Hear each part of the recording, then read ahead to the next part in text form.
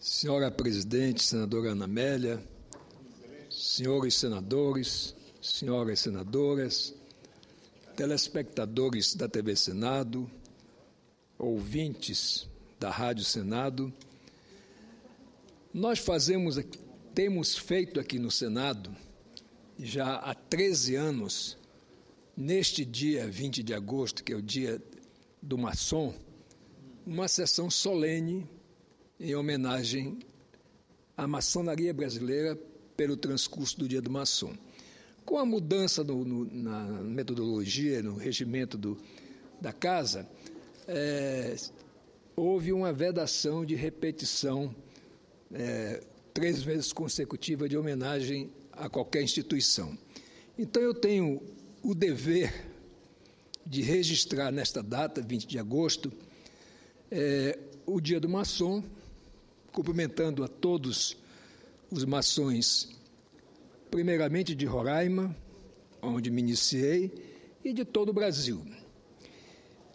Nós temos, repete-se isso muito, mas é bom relembrar sempre, que a maçonaria brasileira, embora tenha se iniciado em 1797, com a loja Cavaleiros da Luz, criada na povoação de Barra, em Salvador, Bahia, e ainda com a loja União, em 1800, sucedida pela loja Reunião, no Rio de Janeiro, só em 1822, quando a campanha pela independência do Brasil se tornava mais intensa, é que iria ser criada a sua primeira obediência com jurisdição nacional, exatamente com a incumbência de levar a cabo o processo de emancipação política do país.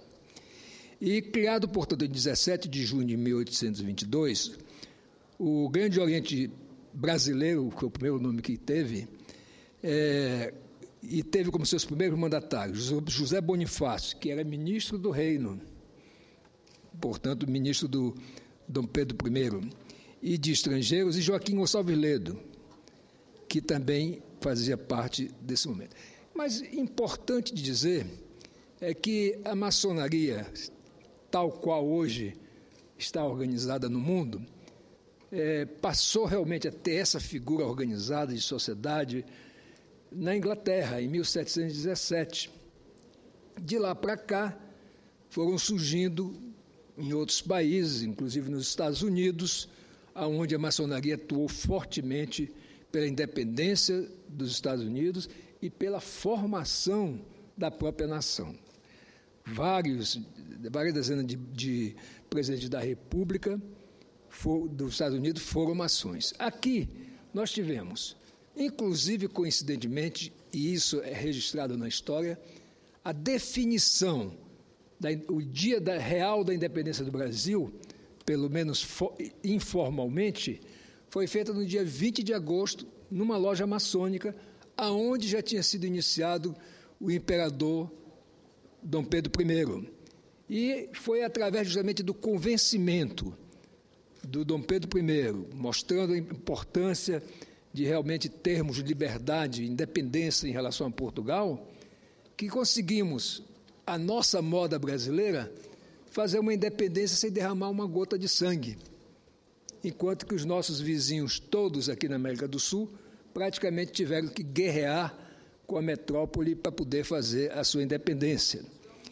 Mas, além da independência do Brasil, que combinada, vamos dizer assim, sacramentada em loja no dia 20 de agosto, só 17 dias depois, no dia 7 de setembro, foi formalmente anunciada pelo Dom Pedro I, portanto, passando a ser ele o primeiro imperador do Reino do Brasil. Então, de fato, o Brasil Império começou pelas mãos da maçonaria. Dentro da maçonaria existiam 2 correntes. Uma que queria simplesmente já proclamar diretamente a República. E a outra, comandada por Gonçalves Ledo, que queria fazer essa transição para não termos que guerrear com Portugal, que até nem chance de fazer isso nós teríamos. Mas o importante é que a maçonaria também participou da abolição da escravatura, participou da proclamação da República. Marechal Deodoro foi grão-mestre do Grande Oriente do Brasil. Agora, o que a história da maçonaria no Brasil é bonita. Mas de uns tempos para cá, eu diria até começou no Estado Novo, de Getúlio Vargas, se aprofundou durante o regime militar, a maçonaria, justamente por essas participações históricas. Temos um antecedente da Revolução Francesa, a independência dos Estados Unidos, ela foi vista sempre como uma entidade que atuava politicamente em favor da sociedade, pregando justamente os princípios básicos que são liberdade, igualdade e fraternidade. Ocorre que me incomoda muito e incomoda a muitos maçons o fato de que a maçonaria se recolheu, se tornou reclusa realmente e não atua de maneira visível para a sociedade, não participa mais ativamente dos movimentos que a sociedade quer. É evidente que quem entra para a maçonaria nunca sai pior do que entrou, por causa dos ensinamentos que recebe e também até pela pluralidade de ideias que a doutrina maçônica prega. Uma coisa que nós temos que, eu defendo abertamente, atualizar, é a realidade da maçonaria do século XXI. Nós não podemos mais continuar com o estigma que foi colocado lá na época da Inquisição, de que nós somos uma instituição que tem pacto com o diabo. Nós não podemos conviver hoje ainda com a ideia, embora falsamente positiva, de que quem entra para a maçonaria não tem mais problema na vida. Não tem mais problema financeiro, não tem problema mais de ordem nenhuma, porque a maçonaria resolve qualquer coisa para ele. Isso também não é verdadeiro, como não é verdadeiro o fato de que temos pacto com o demônio. Agora, o que se faz para mudar isso na cabeça da sociedade e das religiões, de algumas religiões? Porque é interessante, enquanto que nós exigimos que um cidadão, para ser maçom, primeiro tenha a autorização, sendo casado, da esposa, e depois que ele tenha uma religião, como é que nós podemos ficar sem buscar um entendimento com as religiões? Lá nós temos católicos, evangélicos, judeus, e por que nós não buscamos hoje, digamos assim, remover essa situação do passado, da pecha de que nós éramos hereges, na verdade porque nós estávamos incomodando justamente os reis e, no fundo, também, digamos assim, o Vaticano. E, na verdade, os reis e o Vaticano andavam muito juntos naquela época. Até os reis eram coroados ou escolhidos, de alguma forma, pelos reis. E vice-versa, alguns papas foram também fruto de entendimento entre reis.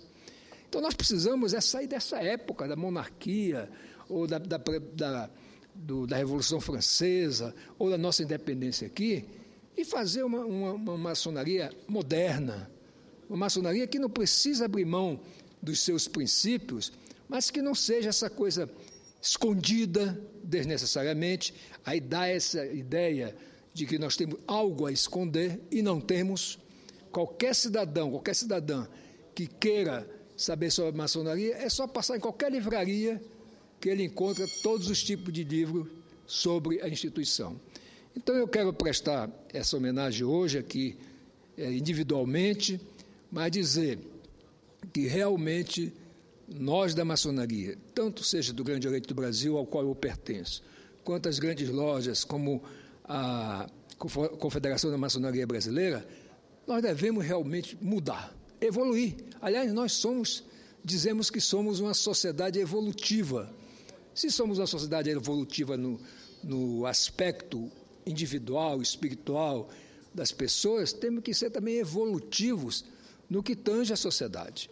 E eu defendo de maneira muito firme de que nós não podemos, sob a falsa pretensão, como disse o Papa Francisco, de proteger a imagem, entre aspas, da instituição, deixarmos acontecer coisas que nós condenamos e, principalmente, de nos mantermos alheios alheios à sociedade que vivemos. Nós precisamos participar dos movimentos, precisamos apresentar propostas, precisamos ser proativos, porque não é possível uma instituição que tem os profissionais das mais diversas áreas do saber, empresários, médicos como eu, advogados, economistas, professores, e nós colaboremos tão pouco com a nossa sociedade que, aliás, nós dizemos que um dos objetivos da maçonaria é soerguer a humanidade. E soerguer a humanidade eu entendo no sentido amplo, não é só de soerguer o indivíduo que entra para a maçonaria, mas tem que ser uma ação que, de fato, nós sejamos colaboradores e defensores e lutadores até pelos direitos dos cidadãos, para fazer jus justamente ao nosso lema de liberdade, de igualdade e de fraternidade. Eu queria pedir, senadora Ana Amélia, ao terminar, que Vossa Excelência autorizasse a transcrição de 2 matérias que eu tenho aqui sobre o assunto.